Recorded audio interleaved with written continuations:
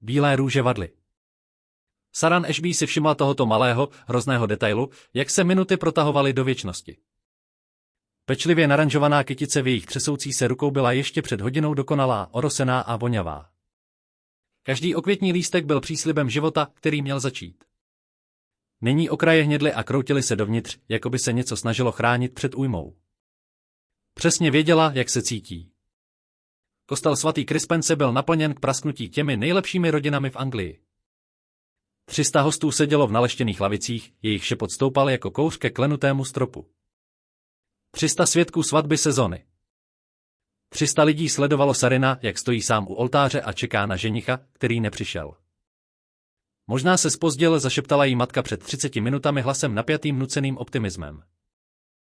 Ty z Londýna můžou být zrádné. Určitě každou chvíli, dodal její otec před 15 minutami, i když jeho tvář zbarvila do barvy starého pergamenu. Teď už nikdo nic neříkal. Sereniny svatební šaty, směs slonovinového hedvábí a belgické krajky, které stály víc, než si její rodina mohla dovolit, se cítily jako rubáš. Živůtek, který se při posledním zkoušení zdál romanticky přiléhavý, jí teď svíral žebra, až se dýchání stalo vědomým úsilím. Nádech nosem, výdech ústy. Neomdlévej. Neplač. Nenech je vidět, jak se zlomíš. Slyšela je samozřejmě šepot, který se plazil mezi lavicemi jako hadi. 45 minut, že? Slyšela jsem, že lorda Corina včera večer viděli odjíždět z Londýna a cestovat na sever. Na sever? Ale svatba je přesně taková.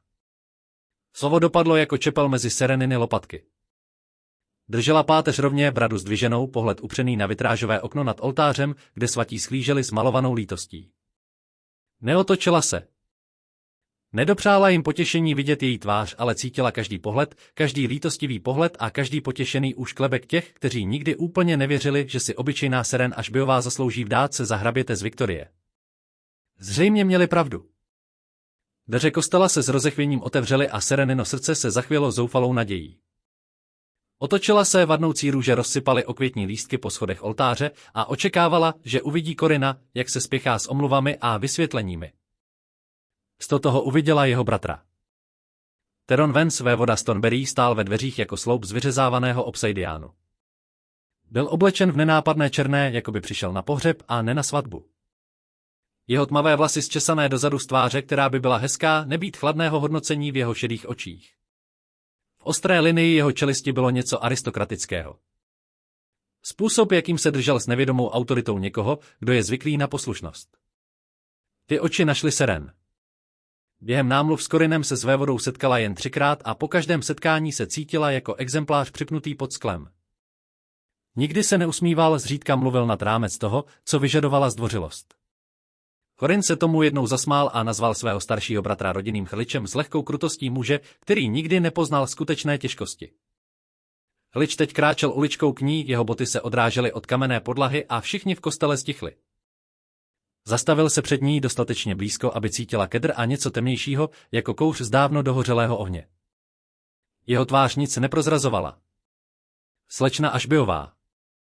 Jeho hlas byl tichý, přesný, každá slabika odměřená jako počítání mincí. Nesu vzkaz od svého bratra. Neříkejte to. Prosím, neříkejte to. Nepřijde. Slova padala do ticha jako kameny do klidné vody. Někde za ní zalapala po dechu žena. Muž zakašlal. Šepot se proměnil v řev, který naplnil Sereniny uši, dokud neslyšela jen proudící vlastní krve. Kolena se jí podlomila.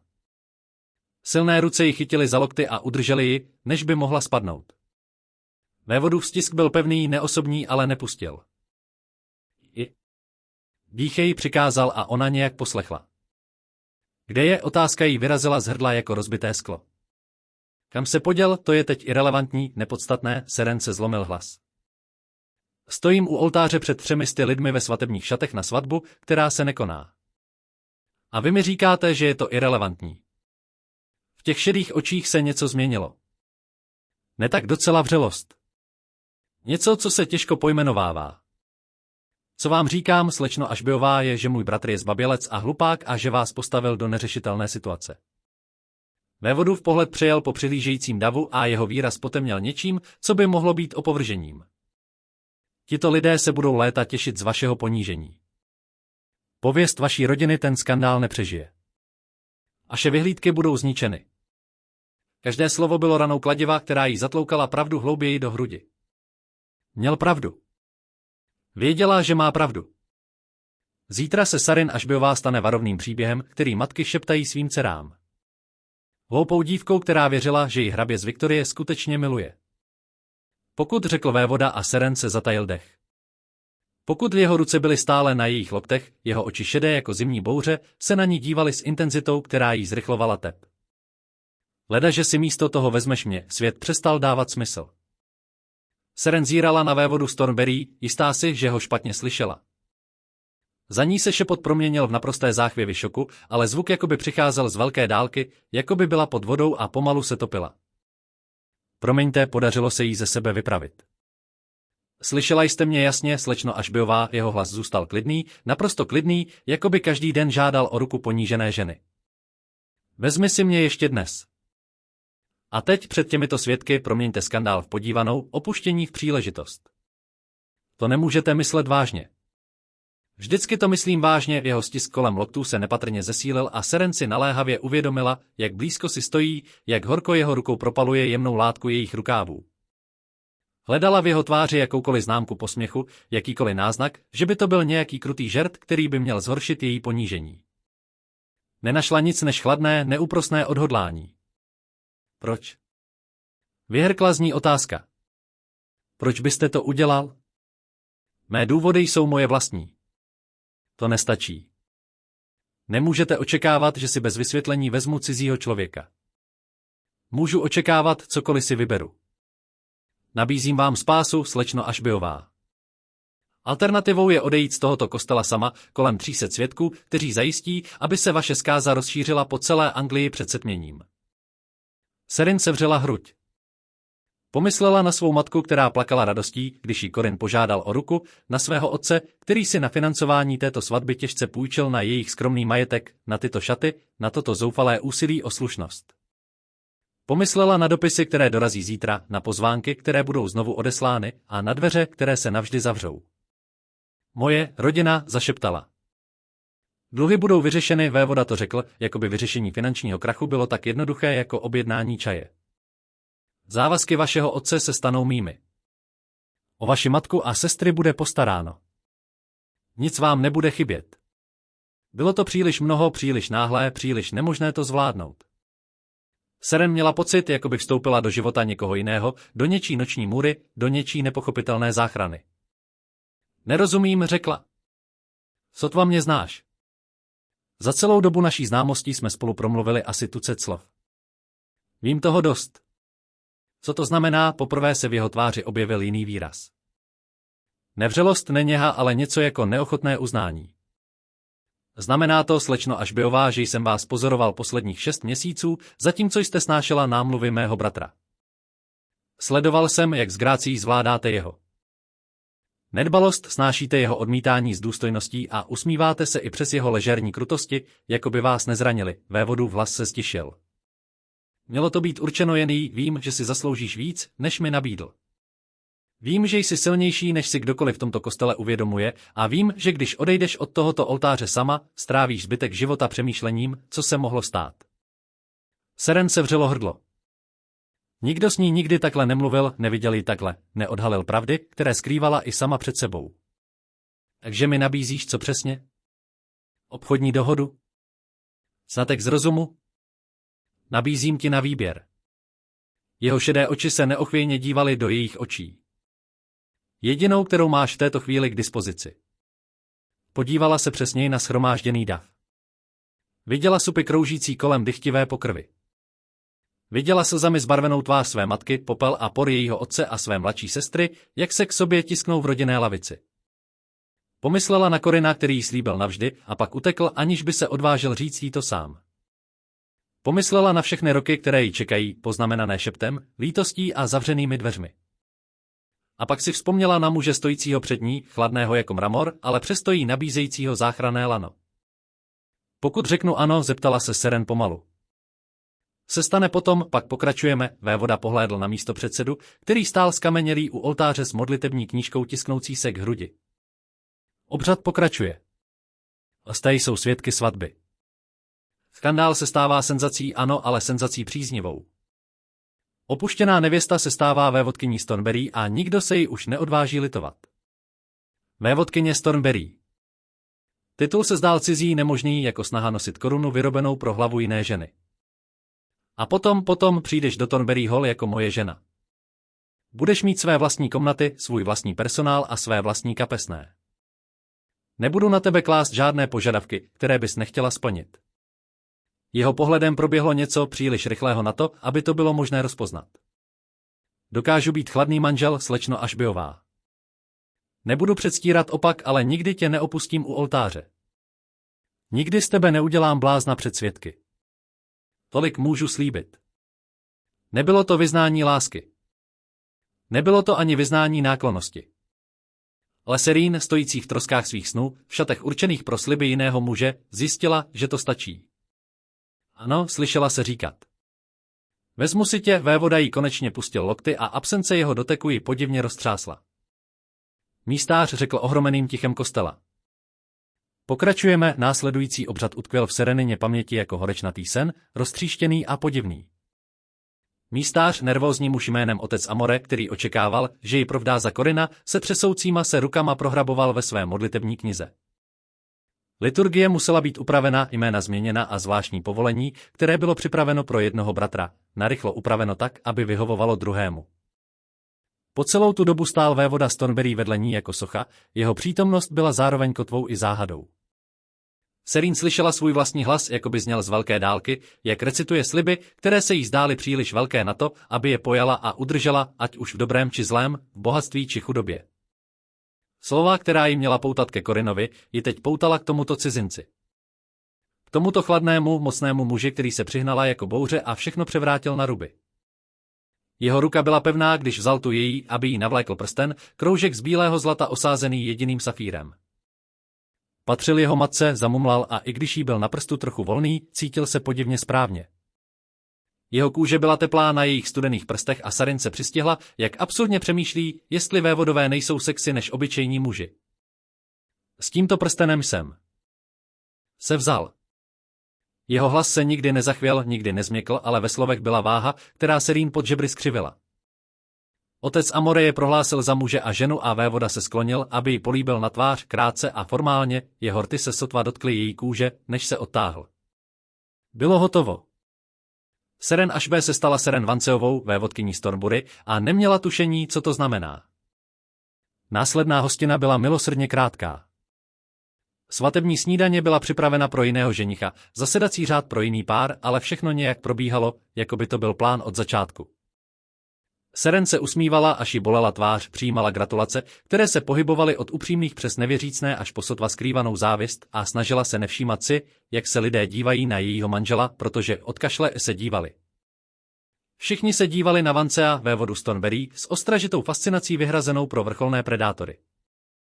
Pohyboval se davem jako žralok klidnou vodou, vyměňoval si minimální požadované zdvořilosti, s ledovou definitivností odvracel otázky o svém bratrovi a ani jednou se nevzdálil příliš od Serene. Lidé zírají, zamumlala během vzácného okamžiku, kdy nikdo nevyžadoval jejich pozornost. Ať jeho ruka spočívala na jejím pase, dotyk byl lehký, ale majetnický. Do zítřka si vymyslí tucet romantických příběhů, které vysvětlí dnešní události. Ať uvěří jakékoliv fikci, která jim přináší útěchu. A co je pravda, podíval se na ni, jeho šedé oči byly nečitelné. Pravda je zřídka tak zajímavá jako příběh, než stihla odpovědět, objevila se její matka. Po tváři jí stékaly čerstvé slzy. Má drahá holčičko, řekla a sevřela Serene v obětí, které vonělo po růžové vodě a úlevě. Nechápu, co se stalo, ale teď jsi v bezpečí. Jsi chráněná, odtáhla se a sevřela Sereniny ruce. Vévodkyně, moje dcera, vévodkyně, Serene se pokusila vyvolat uklidňující úsměv. Je toho docela dost na to, abych to vstřebala, vaše milosti. Její matka se otočila k Theonovi a sklonila se tak hluboko, že to bylo skoro jako pokleknutí. Nedokážu ani vyjádřit naši vděčnost, když Corin omedam, vévodův hlas nebyl nelaskavý, ale další diskusi to nebránilo. Vaše dcera měla vyčerpávající den. Jsem si jistá, že chápete, že dnes večer musíme odjet do Thornbury Hall, samozřejmě, stiskla její matka Seren ruce naposledy, oči se jí leskly slzami a v něčem, co vypadalo téměř jako úcta. Napiš mi, drahoušku. Řekni mi všechno, Seren slíbila, že to udělá, i když neměla tušení, co řekne. Kočár, který čekal před kostelem, byl černý a lesklý, tažený 4 srovnanými šedými koňmi, kteří vypadali stejně chladně a elegantně jako jejich pán. Lokaj v Thornburyho livrei pomohl Serene dovnitř a ona se posadila na sametové polštáře, které pravděpodobně stály víc než celá její šatna. Vévoda se usadil naproti ní s dlouhýma nohama nataženýma, pohled upřený na projíždějící krajinu, když se kočár s trhnutím rozjel. Prostor mezi nimi zaplnilo ticho, těžké a podivné. Seren si v slábnoucím odpoledním světle prohlížela svého nového manžela. Byl hezký, pomyslela si, tak jako jsou hezké hory. Působivý, odpudivý, něco, k čemu byste se nechtěli příliš přiblížit. Jeho čelist byla tak ostrá, že by řezala sklo, lícní kosti měl vážné a ústa stažená do linky, která naznačovala, že úsměv je cizí pojem. Zíráš na mě, řekl, aniž by se na ní podíval. Sereniny tváře zaplavila horkost. Omlouvám se. Jen jsem přemýšlel, jakého muže sis vzala, teď se otočil a v jeho výrazu se prohnalo něco, co by mohlo být temným pobavením. Správná otázka vzhledem k okolnostem. Musíš uznat, že okolnosti jsou poněkud neobvyklé. Jsou bezprecedentní, mírně sklonil hlavu. Přesto jsme tady jsme, zopakovala Saran. Otočila si na prstě neznámý prsten a sledovala, jak se safír odráží od světla. Můžu se vás na něco zeptat? Můžete se zeptat, ale jestli odpovím, se teprve uvidí. Kde je Corin? Kam se poděl, pobavení z vévodovy tváře zmizelo a nahradilo ho něco tvrdšího, chladnějšího. Můj bratr uprchl na kontinent. Do Paříže, řekli mi, i když už se možná posunul dál, zanechal dopis, ve kterém vysvětlil, že není schopen pokračovat ve svatbě. Nemůže, zopakovala Seren. Co to znamená? Znamená to, že je zbabělec, který nedokáže čelit důsledkům svých vlastních rozhodnutí. Térenův hlas byl prázdný, bez emocí. Znamená to, že se rozhodl, že jeho svoboda má větší hodnotu než vaše budoucnost, bezpečí vaší rodiny nebo základní lidská slušnost. Slova měla bolet víc, než bolet. Možná byla rána příliš čerstvá, příliš hluboká na to, aby způsobovala pořádnou bolest. Nebo možná nějaká část Serene vždycky věděla, že Corvenovo kouzlo je jen povrchní a jeho sliby hmotné jako ranní mlha. Věděli si to? Zeptala se. Věděli si, že uteče, následovalo těžké ticho, vyčkávající s něčím, co Seren nedokázala pojmenovat. Měl jsem podezření, řekl nakonec vévoda. Můj bratr se vždycky uměl obratně vyhýbat zodpovědnosti. Když nedorazil do kostela v dohodnutou hodinu, věděl jsem to. A ty ses rozhodla zasáhnout. Já jsem se rozhodl nabídnout ti alternativu. Proč? Otázka, která ji trápila od chvíle, kdy poprvé pronesl ta nemožná slova u oltáře. Pořád si mi neřekla, proč. Téren se otočil zpět k oknu, jeho profil se ostře rýsoval proti šedé obloze. Protože jsi zasloužila víc, než ti dal, řekl tiše. Protože někdo musel jednat a nikdo jiný by to neudělal. Protože se zastavil a sevřel čelist. Protože já mohl, nebyla to odpověď. Ne tak docela.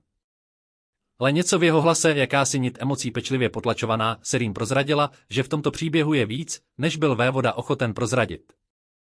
Kočár vyjel na vrchol kopce a Seren se zatajil dech.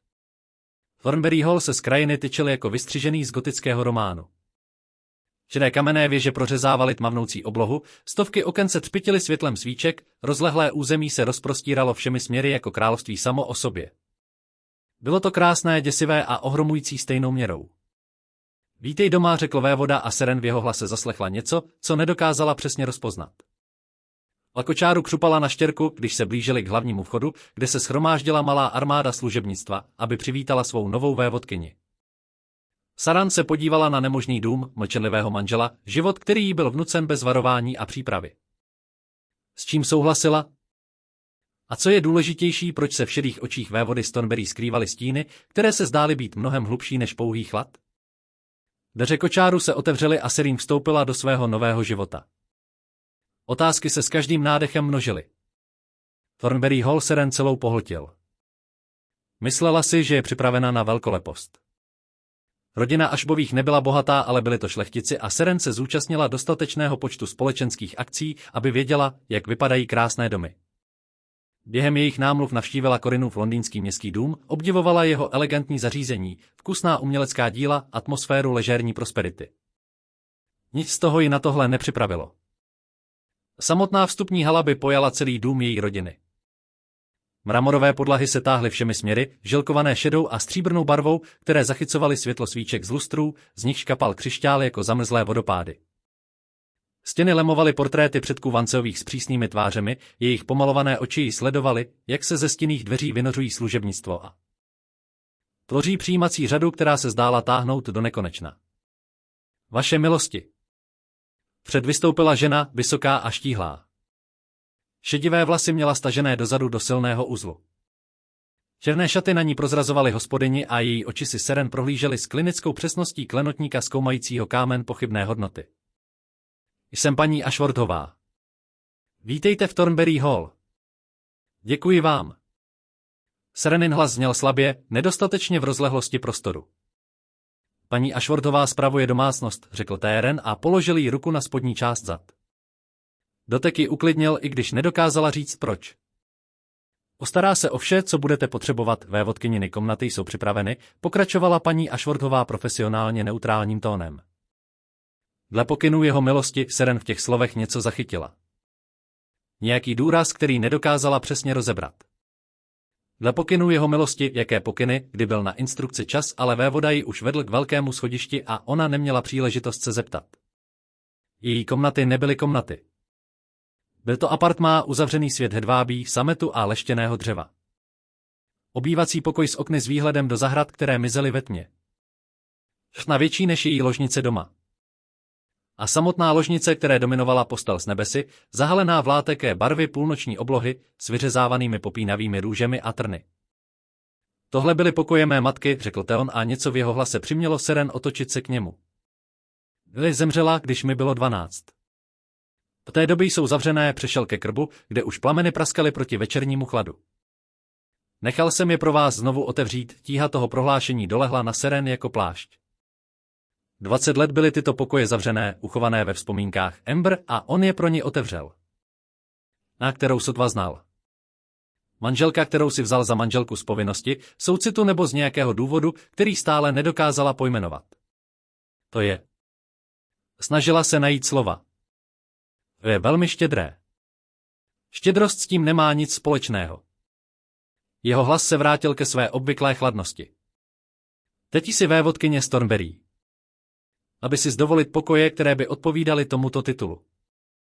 Než stihla odpovědět, zaklepání na dveře ohlásilo mladou ženu s měděnými vlasy a pihami roztroušenými po nose jako skořice. Hluboce se uklonila, oči se jí leskly špatně skrývanou zvědavostí. Vaše milosti. Jsem tantéhe. Byla jsem přidělena jako vaše komorná. Kým? Z jeho milosti, medam. Dnes ráno. Dnes ráno. Hodiny před svatbou. Hodiny předtím, než Corin uprchl. A Théren zasáhl, aby ji zachránil. A přesto už nějak byly provedeny přípravy. Saran se podívala na svého manžela, otázky jí pálily na jazyku, ale on už se blížil ke dveřím. Nechám tě odpočívat, řekl. Večeře bude podávána v 8. Tanit tě uvede do jídelny, až budeš připravená, počkej, ale byl pryč. Dveře se za ním zavřely s tichým cvaknutím, které se zdálo až příliš definitivní. Serene klesla na okraj obrovské postele a svatební šaty se kolem ní vlnily jako hedvábný duch.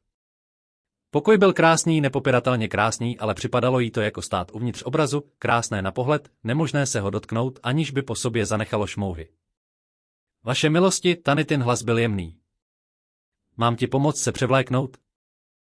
Je tam připravená noční košile a můžu ti natáhnout vanu, pokud chceš. Vanu? Kdy se naposledy pořádně koupala? Horká voda, vonné oleje a čas prostě existovat. Doma se voda musela ohřívat nad kuchyňským ohněm, nosit po 2 schodech nahoru, rozdělená mezi 5 lidí. Na noc slyšela se Seren říkat, koupel by byla krásná, zatímco se Tanit potulovala kolem a mizela dveřmi, kterých si Seren nevšimla, do něčeho, co se ukázalo být soukromou koupelnou se skutečným potrubím. Seren se procházela obývacím pokojem.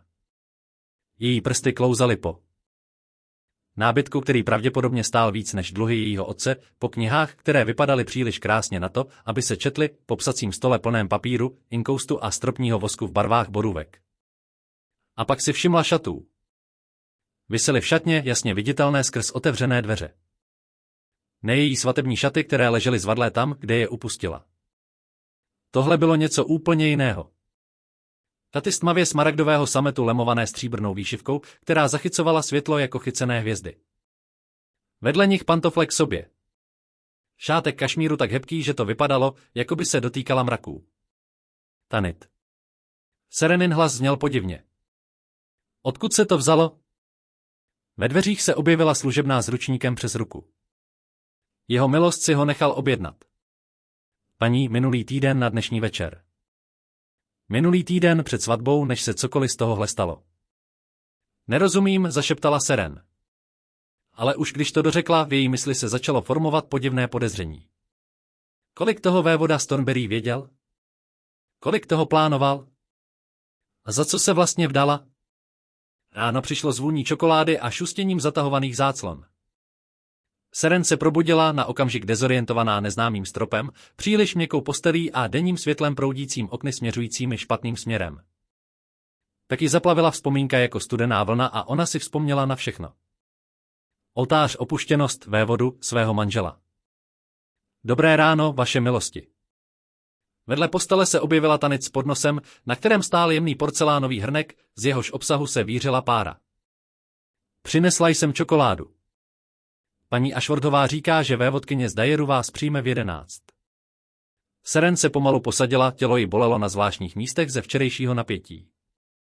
Vévodkyně z Dajeru je Gracejna babička, medam. Nebydlí v hlavním domě. Má vlastní křídlo na východní straně, ale přeje si vás poznat. Něco v Tanitině opatrném tónu naznačovalo, že to není volitelné. Seren samozřejmě pohár přijala a teplo jí pronikalo do studených prstů.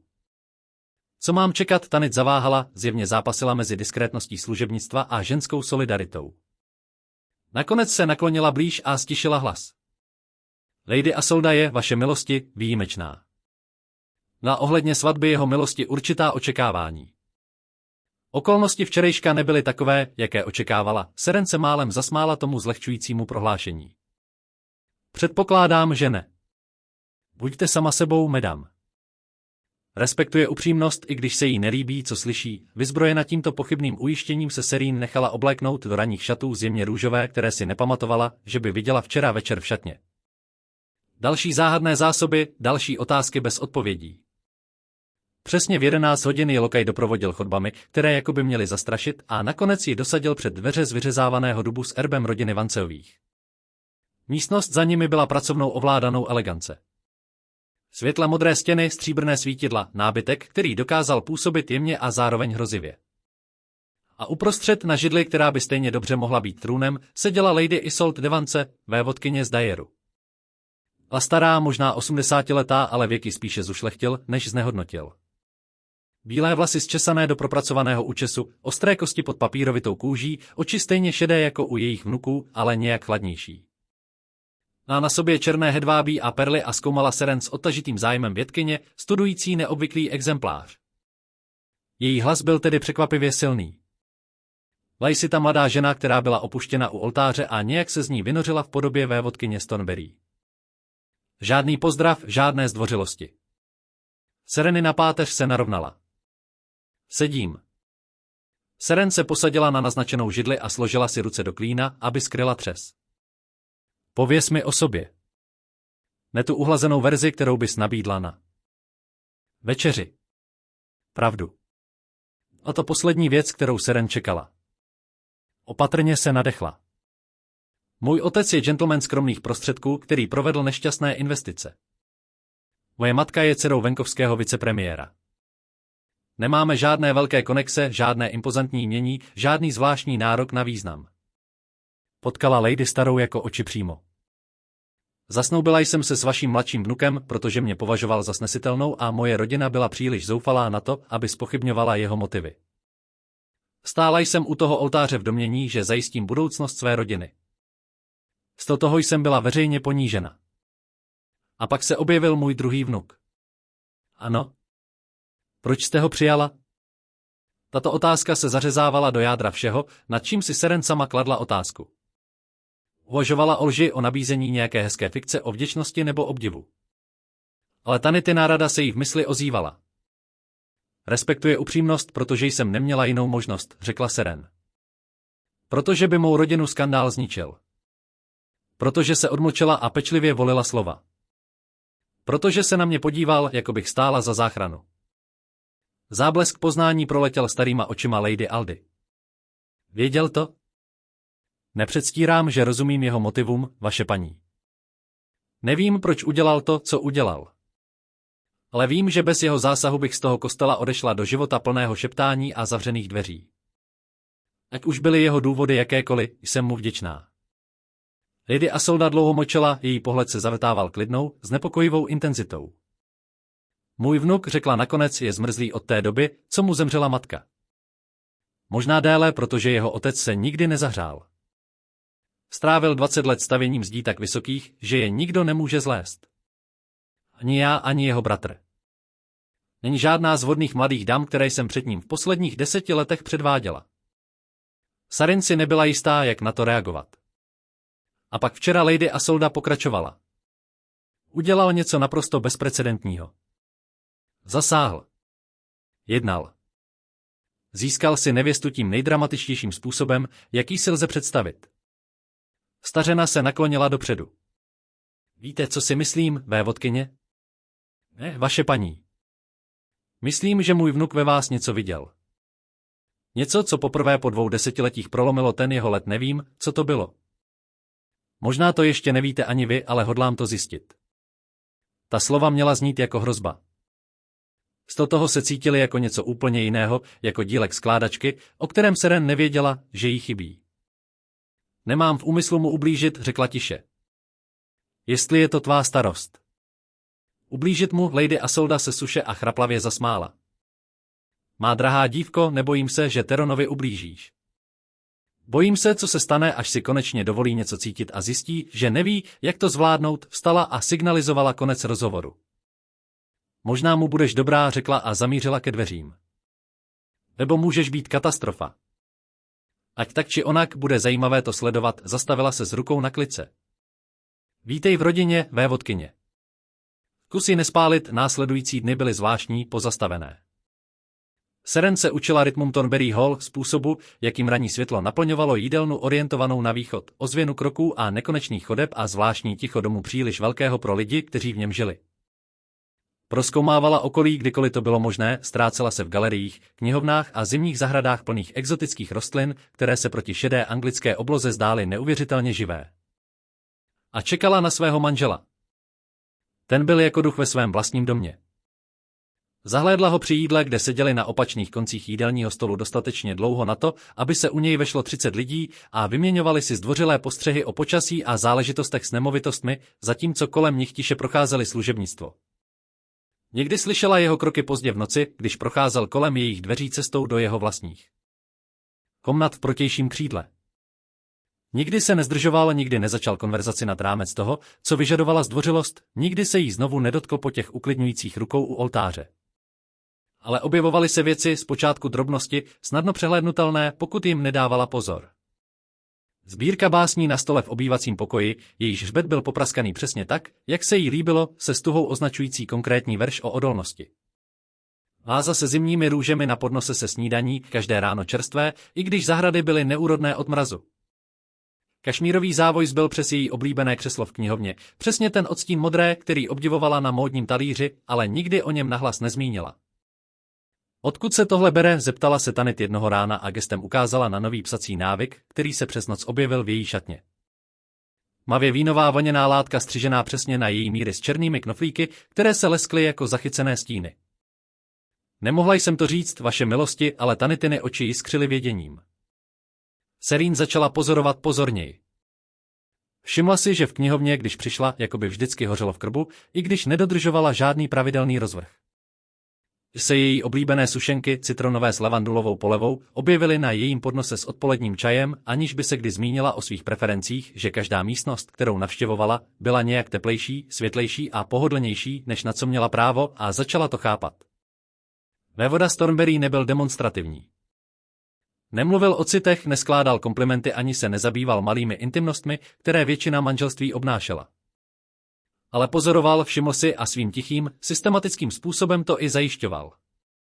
Bylo to tak, uvědomila si jednoho večera, když objevila román prvního vydání, o kterém se zmínila, že si ho chce přečíst už před měsíci, ještě než se setkala s Corwenem, což byla forma námluvy.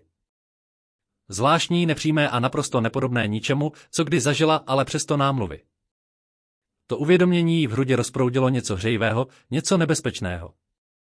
3 týdny po svatbě našla Saran Tyona v knihovně. Seděl v koženém křesle u krbu, na klíně měl otevřenou účetní knihu a tmavou hlavu skloněnou nad sloupy čísel. Neslyšel ji přicházet a na okamžik jen stála ve dveřích a pozorovala ho. V nepozorných chvílích, jako byl tento, led z jeho rysů mírně roztál. Viděla vyčerpání ve stínech pod jeho očima, napětí v ramenou, jak jeho prsty příliš pevně svíraly pero. Nesl něco těžkého, pomyslela si. Něco, co ho ohýbalo, i když se odmítal zlomit. Budeš tam stát celý večer, Seren se polekala. Nevzhlédl, ale nějak to věděl. Snažil jsem se tě nerušit. Příliš pozdě ale odložil účetní knihu a gestem ukázal na židli naproti sobě. Přidej se ke mně, usadila se na nabízeném místě a schovala si nohy pod sebe, stejně jako to dělala doma, než se dozvěděla, že vévodkyně nesedí jako školačky. Pokud si Theon té neformálnosti všiml, nekomentoval to. Chtěla jsem vám poděkovat, řekla za knihu, román o Radcliffeovi, jeho rysy se nenápadně změnily. Našla jsi to. Je to první vydání. Muselo to stát nění. Peníze nejsou problém. O to nejde, Seren se naklonila dopředu. Jde o to, že jsem se Corinovi jednou před měsíci mimochodem zmínila, že si to chci přečíst. A ty jsi to nějak věděla. Mezi nimi se rozprostřelo ticho. V ohni praskalo. Můj bratr o tobě mluvil, řekl Tyrion konečně během námluv. Nečasto a nelaskavě, ale občas se vynořily detaily. Tvé preference, tvé zvyky, tvá historie, sevřela čelist. Dávala jsem pozor. Proč? Se na ní podíval a ona poprvé zahlédla něco za ledem. Něco obrovského, složitého a pečlivě utajovaného. Protože si tě nezasloužil, řekla Theron tiše. Protože jsem ho. Sledovala, jak se ti dvoří s nedbalostí a zanedbáváním a myslela jsem si, že se přestal vzpamatovávat. Co jsi smyslela? Na tom nezáleží. Mně ano. Další ticho, tentokrát delší. Když znovu promluvil, jeho hlas byl drsný. Pomyslela jsem si, že kdybych někdy měla příležitost, udělala bych to lépe, slova visela ve vzduchu mezi nimi, těžší, než by měla být. Sereniny, srdce jí bylo příliš rychle, dech byl příliš mělký. A teď má šanci, řekla tiše. Teď mám šanci já, upřel jí pohled a na jeden nemožný okamžik se zdi úplně zhroutily. Spatřila osamělost tak hlubokou, že jí bolelo sledovat. Zármutek, který se skalencil v něco ostrého a chladného. A pod tím vším sotva viditelný slabý záblesk naděje. Se odvrátil a zdi se znovu postavili. Je pozdě, řekl. Aby sis odpočinout, Therone, dobrou noc, Seren, bylo to poprvé, co použil její jméno. Zvuk jeho hlasu, tichý a opatrný, jí v hrudi něco praskl. Dobrou noc, zašeptala a nechala ho tam u ohně, obklopenou stíny a tichem. Ale když stoupala po schodech do svých komnat, uvědomila si, že se něco změnilo. Se roztříštil a Seren byla odhodlaná najít muže pod ním. Pozvánka dorazila na stříbrném podnose, jeho krémová obálka byla zapečetěna voskem barvy zaschlé krve. Marťanka z Petonu žádá o čest vaší přítomnosti. Seren četla nahlas, s každým slovem se jí svírala hruď. Zimní ples na oslavu Nového roku. Příští sobota. Tyrion vzhlédl od snídaně, jeho výraz byl nečitelný. Nemusíš se zúčastnit, že? Serene položila pozvánku. Skrývám se v Thornberry Hall už skoro měsíc. Lidé mluví, spekulují. Pokud se brzy neukážu na veřejnosti, šeptání bude jen sílit. Ať šeptají. Snadno se to říká, když nejsi ty ten, o kom šeptají. Slova vyzněla ostřeji, než zamýšlela. Zjemnila hlas. Musím se jim postavit čelem, Tyone. Musím jim ukázat, že se nestydím. Záblesk něčeho. V jeho šedých očích probleskl možná respekt nebo znepokojení. se zúčastníme společně. Následující týden byl vírem příprav. Madame Fontaine, modistka s děsivou pověstí, se výsila do Thornbury Hall s balíky látky a armádou švadlenek. Do soboty byla Seren změřena, připevněna, upravena a nakonec proměněna. Ty byly mistrovským dílem. Půlnoční modré hedvábí, které se měnilo do stříbra a světla svíček s živůtkem vyšívaným drobnými krystaly, které s každým pohybem vzplanuly. A to ta nejkrásnější věc, jakou kdy měla na sobě. A když se prohlížela v zrcadle, sotva poznala ženu, která se na ní dívala. Vypadáš jako vévodkyně, řekla Tanit tiše. Vypadám, jako bych si na vévodkyni hrála. Možná to takhle začíná, Tanit upevnila Serene kolem krku náhrdelník. Safíry a diamanty ve starožitném rámu, který byl plný historie. Jeho milost ho poslal nahoru. Patřil jeho matce. Serenina ruka zvedla ruku a dotkla se chladných kamenů, matčinných šperků, matčinných komnat. Všechny tyto kousky ženy, kterou nikdy nepotkala, dané jí, jako by si je zasloužila. Čekal na úpatí velkého schodiště a na okamžik Seren zapomněla dýchat. Měl na sobě formální večerní oděv, černý jako vždy, ale nějak jiný. Přísnost, která ho obvykle charakterizovala, se zjemnila do něčeho téměř elegantního. Jeho tmavé vlasy byly zčesané dozadu z obličeje a zdůrazňovaly ostré lícní kosti a nekompromisní čelist. Vypadal jako padlý anděl, krásný, nebezpečný a naprosto nedosažitelný. Pak vzhlédl a uviděl ji a něco v jeho výrazu prasklo. Zastavil se, odkašlal si. Ty šaty ti sluší, byla to pravděpodobně ta nejméně dostačující podsta v dějinách jazyka. A přesto jí způsob, jakým se na ní díval, prozradil vše, co jeho slova neřekla. Půjdeme, sestoupila po posledních schodech a její ruka nahmatala jeho nabízenou paži. Pamatuj, zamumlal, když šli k čekajícímu kočáru. Jsi vévodkyně z Thornbury. Nikdo v tom tanečním sále se ti nevyrovná. Jednej podle toho, takhle se tyhle věci přežívají? Předstíráním nadřazenosti. Není to předstírání. Je to fakt. Panství Petonů zářilo světlem. Kočáry ucpávali příjezdovou cestu, když se smetana společnosti přijížděla podívat a být viděna. Lokajové v napudrovaných parukách otevírali dveře a serani vstupovali do světa křišťálových lustrů, fontán šampaňského a stovek zvědavých očí. Šeptání vypuklo v okamžiku, kdy bylo oznámeno. Vévodkyně z Thornbury. Slyšela jsi, jak se to stalo? Opuštěná jedním bratrem, druhý si ji nárokoval. Docela skandál. Říká se, že ho nějak chytila do pasti. Využila ponížení, aby ho donutila k ruce. Serene zvedla bradu. Térenová ruka pevně tiskla k jejímu pasu. Pevná a teplá. Ignoruj je, řekl tiše. Jsou irelevantní. Snadno se to říká tobě. Nejsi ty ta, koho obvinují z chycení do pasti. Každý, kdo mě zná, ví, že se nenechám do ničeho chytit. Byl to skoro vtip. Saran k němu polekaně vzhlédla a v jeho šedých očích zachytila slabý náznak pobavení. Prodírali se davem a přijímali gratulace, které se pohybovaly od upřímných až po jedovaté. Sama Marťanka je pozdravila s vřelým, promyšleným tónem, její oči těkaly mezi nimi, jako by hledali praskliny ve fasádě. Vaše milosti je jak rozkošné, že jste se mohla zúčastnit. A nová vévodkyně, má drahá, vypadáte doslova zářivě. Člověk by nikdy neuhádl, že jste si prošla takovou zkouškou. Jaké utrpení, Seren se sladce usmála. Dala jsem se za vévodu. Dokážu si představit i horší osudy, úsměv Marťanky pohasl a vedle ní Theron vydal zvuk, který mohl být potlačovaným smíchem. První valčíky tančili společně. Theron ji vedl schody se stejnou kontrolovanou přesností, s jakou se věnoval všemu ostatnímu. Ale v polovině tance se jeho stisk pevněji sevřel a jeho pohled upřel na něco přes její rameno. Co se děje? Zeptala se Saran. Máme problém, otočila hlavu, sledovala jeho pohled a krev se jí proměnila v led. Corven ven stál na okraji tanečního sálu. Vypadal hubenější, než si pamatovala, zlaté vlasy rozcuchané, večerní šaty lehce zmačkané, jako by se oblékal ve spěchu. Jeho oči, ty teplé hnědé oči, které se na ní kdysi usmívaly s tím, co považovala za lásku, se na ní upíraly s výrazem, který nedokázala pojmenovat. Hudba pokračovala, ale Saraniny nohy zapomněly, jak se hýbat. Tancuj dál, přikázal Theron tichým a naléhavým hlasem. Nedej mu najevo, že se tě to dotýká, je tady. Vrátil se, ano, věděli si to, ne, slovo znělo úsečně, zuřivě. Kdybych byl, zabránil bych tomu. Válka skončila a než se Seren stihla dostat do bezpečí davu, Corwen se tam před nimi zmotnil jako duch, nemohla utéct. Seren, jejíž jméno v ústech mu teď připadalo divné, znečištěné. Potřebuji s tebou mluvit. Nemáš co říct, co by si přála slyšet. Téren vykročil vpřed a postavil se mezi ně jako štít. Odejděte hned. To se tě netýká, bratře. Je to moje žena.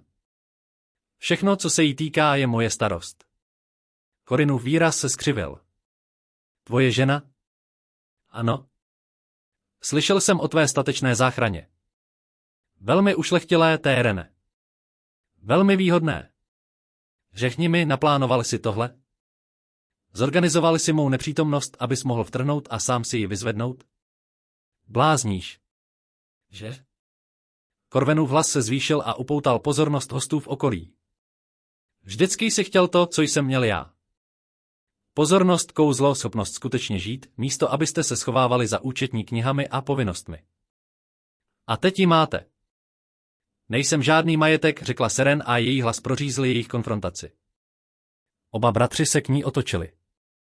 Nechal si mě u oltáře, Corine. Utekli si beze slova, bez vysvětlení, bez základní slušnosti čelit mi osobně. Ať už si smyslel, že na mě máš. Jakýkoliv nárok zemřel v tom kostele. Seren, prosím. Vaše milosti, opravila ho chladně. Už nejsme blízcí, lord Corine. Nejsme nic, vzala Térena za paži a prsty se mu zaryla do rukávu. Vezmi mě domů, řekla tiše. Prosím, nemůžu tu zůstat, přikryl jí ruku svou a bez dalšího slova bratrovi ji vedl k východu. Ale když odcházeli, Seren uslyšela Corwinův hlas, tichý a jedovatý, jak se nesl tanečním sálem. Tohle ještě neskončilo, bratře. Nic zdaleka ne, cesta kočárem zpět do Thornbury Hall byla tichá, ale ticho bylo tentokrát jiné. Nabité elektrické nevyřčenými slovy. Serene zírala z okna na temnou krajinu, myšlenky jí vířily v hlavě. Corwen se vrátil. Corinne něco chtěla. Pomstu. Rozhřešení. Nedokázala říct co. A Téren. Podívala se na svého manžela, který seděl strnule naproti ní, s čelistí zaťatou tak pevně, že viděla, jak mu pod kůží poskakuje sval. Co tím myslel? Zeptala se tiše. Když řekl, že jsi vždycky chtěla to, co on, Corwin, říká spoustu věcí. Většina z nich jsou lži. To není odpověď. Téreniny oči se setkaly s jejími. A na okamžik spatřila pod ledem něco syrového. Něco zraněného. S bratrem jsme si nikdy nerozuměli, řekl konečně. Narodil se okouzlující, snadný. Lidé ho milovali, aniž by se musel snažit. Narodila jsem se já. Neurčitě na sebe ukázal. Takový chladný, těžký. Náš otec ho upřednostňoval. Naše babička si mě zoufala. Zí jsem se dozvěděla, že nikdy nebudu tím, kým si to přáli. Tak jsem se přestala snažit.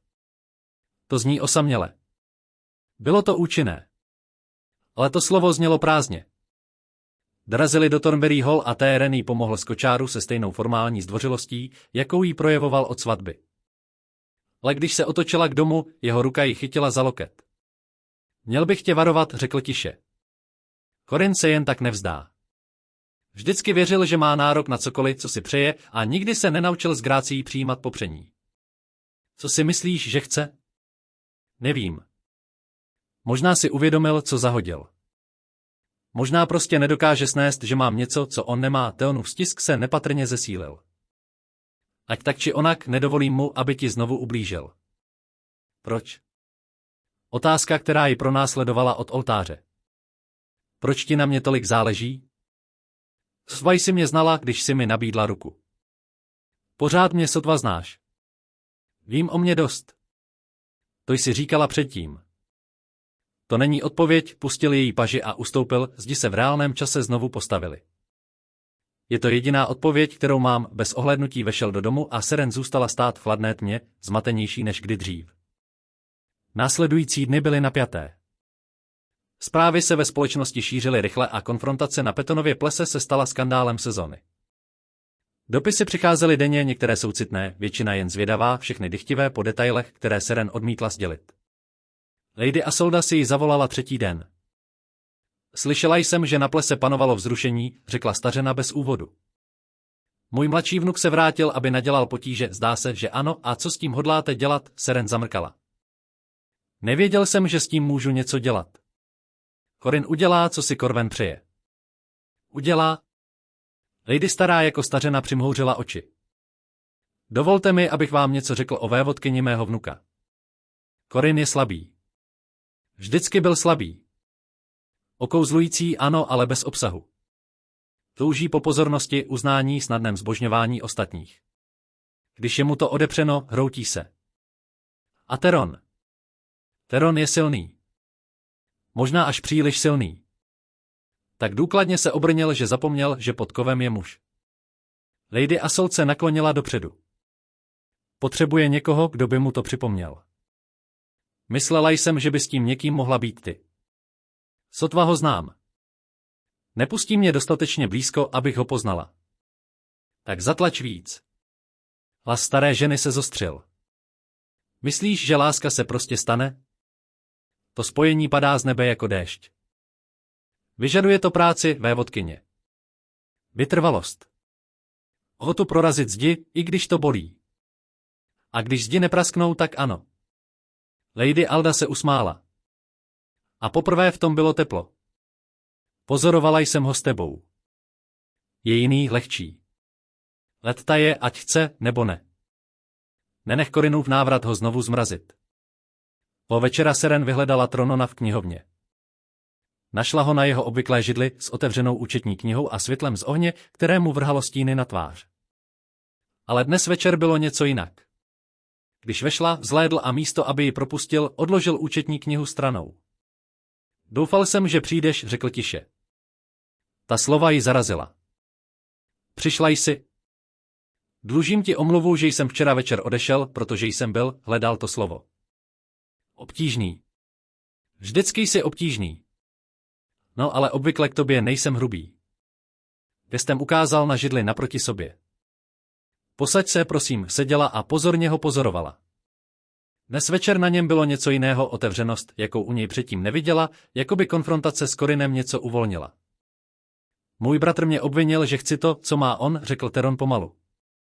Neměl úplně pravdu, Seren se zatajil dech. Co tím myslíš, sledovala jsem tě během jeho námluv. Říkala jsem si, že je to ze zvědavosti, nic víc. Ale pravda je, zarazil se a sevřel čelist. Pravda je, že jsem mu záviděla. Nejen jeho šarm nebo jeho snadnost s lidmi, ale i tebe. Za to, jak ses na něj usmívala. Za to, jak ses tak moc snažila ho udělat šťastným, i když si to nezasloužil. V tomhle nejsem dobrá, jeho hlas byl drsný. Nevím, jak říct, co cítím. Celý život jsem se učila necítit vůbec nic. Ale když jsem tě viděla u toho oltáře, opuštěnou a poníženou, věděla jsem, že tě nemůžu nechat odejít. Ne kvůli povinnosti ani cti, protože pomyšlení na to, že bys z toho kostela odcházela beze mě, bylo nesnesitelné. Mezi nimi se rozhostilo ticho, stížené odhalením. Co to říkáš, zašeptala Seren. Říkám, že se jí podíval do očí a zdi se teď hroutily, padaly kousek po kousku. Říkám, že jsem si tě nevzala ze soucitu nebo z povinnosti. Vzala jsem si tě, protože jsem chtěla. Protože jsi jediný člověk, kdo ve mně kdy vzbudil touhu být něčím jiným než ledem? Seren nemohla dýchat. Slova visela ve vzduchu mezi nimi, příliš velká na to, aby je pochopila. Strávila týdny snahou pochopit tohoto muže, rozluštit jeho mlčení, jeho dary a jeho opatrný odstup. A teď najednou všechno odhalil. Chtěl jsi mě vzít, opakovala pomalu. Plánoval jsi to. Šaty, pokoj, prsten. Věděl jsi, že Corin uteče, myslela jsem to, jeho hlas byl klidný, ale viděla napětí v jeho ramenou. Doufala jsem, že se mýlím, ale přesto jsem se připravila. Proč jste mi to neřekla? Co bych vám řekla? Nebojte se, slečno Ashbyová. Sleduji vás už měsíce a zařídil jsem pro vás alternativní svatbu pro případ, že by vás bratr opustil. Zasmál se, ale nebyl v tom žádný humor. Považovala byste mě za blázna nebo dravce, nebo obojí. Možná jsem si myslela, že vám na tom záleží. No, záleží mi, slova zněla prudce, téměř rozlobeně. To je ten problém. Příliš mi na tom záleží. 20 let jsem se o nic nestarala. A pak jste se objevila vy a on se najednou odmlčel a odvrátil se. Serene vstala ze židle a přešla prostor mezi nimi. Napěl se, když se dotkla jeho paže, ale neodtáhl se. Podívejte se na mě, řekla tiše. Otočil se a ona to všechno viděla. Strach, touhu a zoufalou naději, kterou se snažil skrýt. Nikam nejdu, řekla. Ne proto, že musím zůstat, ale protože chci. Protože někde v posledních několika týdnech, mezi dárky, tichem a tím, jak se zdá, že vždycky přesně víš, co potřebuji, zasekl se jí hlas. Začala jsem se do tebe zamilovávat. Jeho oči se rozšířily. Sarin, vím, že je to složité. Vím, že Corin tam venku čeká, aby způsobil potíže. Vím, že nás tvoje babička sleduje jako jestřáb. A společnost si myslí, že jsem tě chytila do pasti. A nic z toho není tak, jak to má být, natáhla se, dotkla se jeho tváře a cítila, jak se pod jejími prsty chvěje. Ale je mi to jedno. Chci tohle. Chci tebe. Nevíš, o co žádáš, jeho hlas byl drsný. Nejsem. Nevím, jak být tím, kým si zasloužíš. Tak se to nauč. Naučíme se to společně, políbil ji. Nebylo to něžné ani opatrné. Bylo to zoufalé, hladové. Všechny emoce, které potlačoval, se z něj v jediném okamžiku vyvalily. Jeho ruce se zamotaly do jejich vlasů a přitáhly si ji blíž. A ona šla ochotně, objala ho kolem krku, zatímco se svět hroutil. Když se konečně zlomili od sebe, oba těžce dýchali, jeho čelo se opíralo o její. Miluji tě, řekl. A ta slova zněla, jako by byla vytržena odněkud hluboko v něm. Miluji tě od chvíle, kdy jsem tě viděla, jak se snažíš neplakat během jedné z Corinových nekonečných večeří. Milovala jsem tě v tichosti a zoufalství a s naprostou jistotou, že nikdy nebudeš můj. A teď jsem tvůj, znovu ho jemně políbila, tentokrát. A ty jsi můj. Stáli tam ve světle ohně, objati v náručí a Seren cítila něco, co necítila od doby před oltářem. Naději. Štěstí, zjistila Seren, je křehká věc. Na 3 dokonalé dny se Thornberry Hall proměnil. Leon se vynořil zpoza jeho zdí, zpočátku nejistý. Pak jí s rostoucí sebedůvěrou ukázal matčinu zahradu, dřímající pod zimním sněhem, ale nějak stále krásnou. Četl jí básně v knihovně, tichým a jistým hlasem. Drželi za ruku při jídle, Lady Isolda už neseděla na opačných koncích nekonečného stolu, ale vedle sebe, dostatečně blízko na to, aby se jich dalo dotknout a s uspokojením, špatně maskovaným lhostejností pozorovala tento vývoj. Tanit prakticky zářila romantickým zápalem. Dokonce i přísný výraz paní Ashworthové změkl do něčeho blížícího se souhlasu. A pak se vrátil Corwen. Nepřišel sám. Seren sestupovala po hlavním schodišti, když lokaj ohlásil návštěvníky. Zhlédla a uviděla Corwina, jak kráčí do vstupní haly s ženou v paži, zlatovlasou kráskou v drahém hedvábí, s úsměvem ostrým jako čepel. Švagrová, Corwin teatrálně roztáhl ruce v pozdravu. Jak milé vás zase vidět. Dovolte mi představit Lady Cresu Hartwellovou. Umírá touhou se setkat se ženou, která ukradla srdce mého bratra. Lady Cressida s vypočítaným opovržením přejela po Serene očima. Takže toto je nechvalně známá vévodkyně. Jak kuriózní. Nebyla jste sem pozvána, řekla Saran klidným hlasem navzdory bušícímu srdci. Nepotřebuji pozvání. Tohle je můj rodinný dům, Corinův úsměv byl ostrý. Nebo jsi zapomněla, že jsi tady vetřelecty, ne já. Co chceš, Corine? Chci. Předstíral nevinnost. Chtěla jsem jen poblahopřát bratrovi k jeho ukvapenému sňatku a varovat tě, drahá sestro, do čeho se zapletla. Varuj mě. Téren tě nemiluje. Hlas Lady Cressy byl plný falešného soucitu. Neví jak. Vzal si tě z viny a z povinnosti. Až ta novost opadne, ocitneš se v tomto mauzolou sama, zatímco on se bude věnovat své drahocenné povinnosti. O mém manželovi nic nevíš. Že ne? Lady Cressa se přiblížila. Znala jsem děti. Sledovala jsem, jak od sebe odděluje každého, kdo se ho kdy pokusil oslovit. Nejsi nic zvláštního, vévodkyně. Jsi jen poslední v dlouhé řadě žen, které si mysleli, že dokážou rozmrazit led, slova udeřila jako fyzické rány a našla každou nejistotu, kterou se Serene snažila pohřbít. Vypadni, Térenův hlas se rozlétl halou jako bič.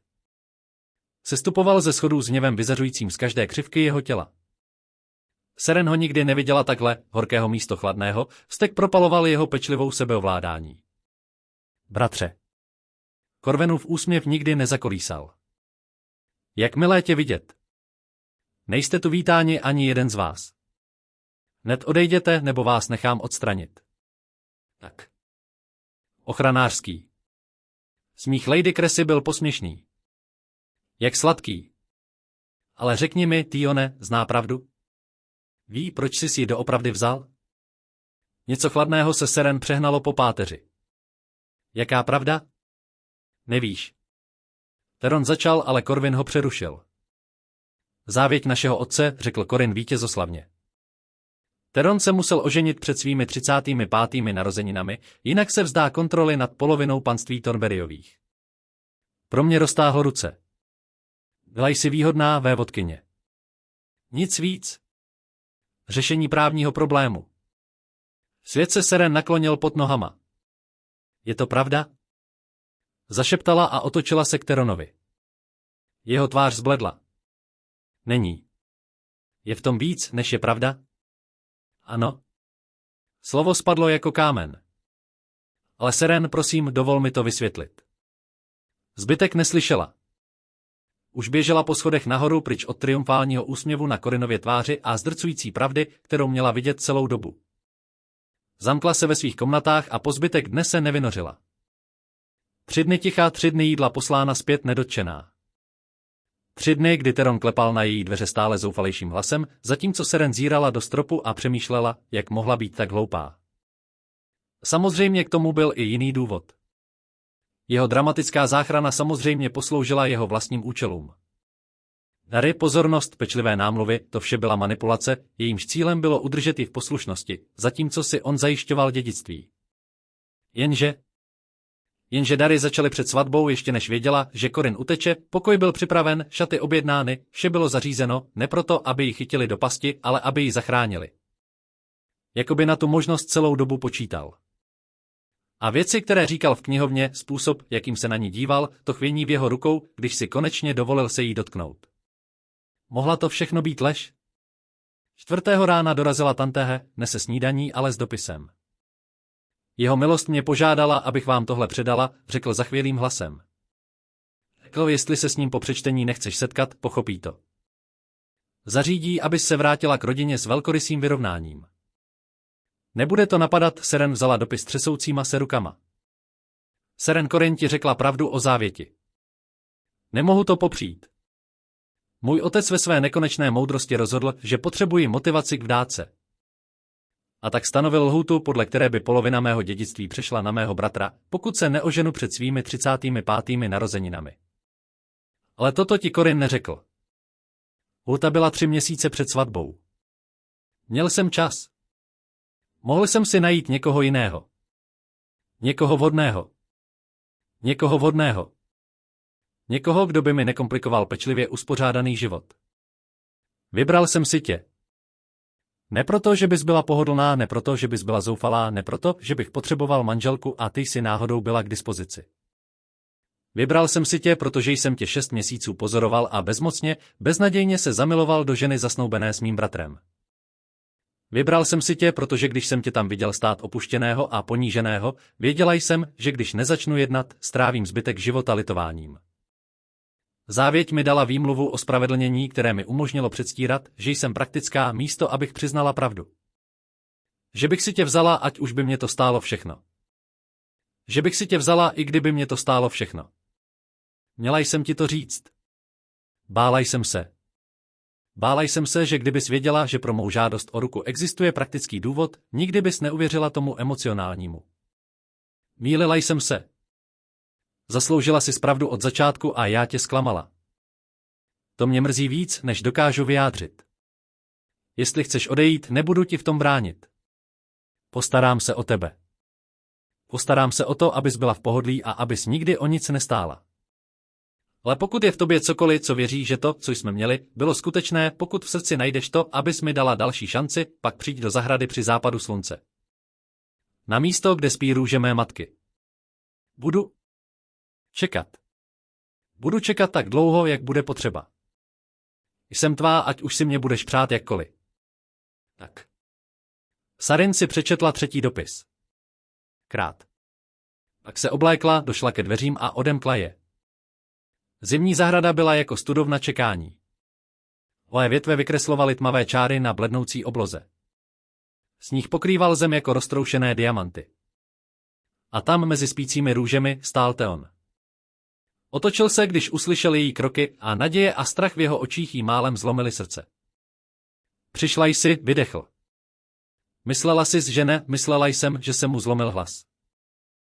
Myslela jsem, že jsem konečně zničila jedinou dobrou věc, která se mi kdy stala. Seren překročila vzdálenost mezi nimi a vzala jeho ruce i své. Ledové, jako by tam stál celé hodiny. Pořád jsem naštvaná, řekla tiše. Měli si mi to říct hned na začátku. Vím, ale chápu, proč si to neudělal. A já roztřeseně se nadechla. Věřím ti ve všem. Věříš? Ty šaty, které jsi objednal před svatbou, pokoj, který jsi připravil, to, jak jsi znal mé oblíbené sušenky, ještě než jsem vkročila do tohoto domu, stiskla mu ruce. Neplánovali si pohodlný sňatek, Terne. Plánovali si mě zachránit. Ať už si potřeboval jakoukoliv výmluvu, abys to ospravedlnil, přitáhl si ji do náruče a držel ji tak pevně, že sotva dýchala. Miluji tě, řekl jí do vlasů.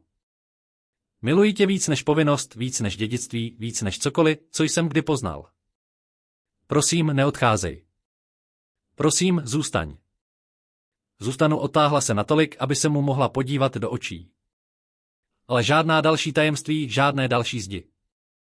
Pokud děláme tohle, děláme to společně. Cokoliv chceš. Cokoliv.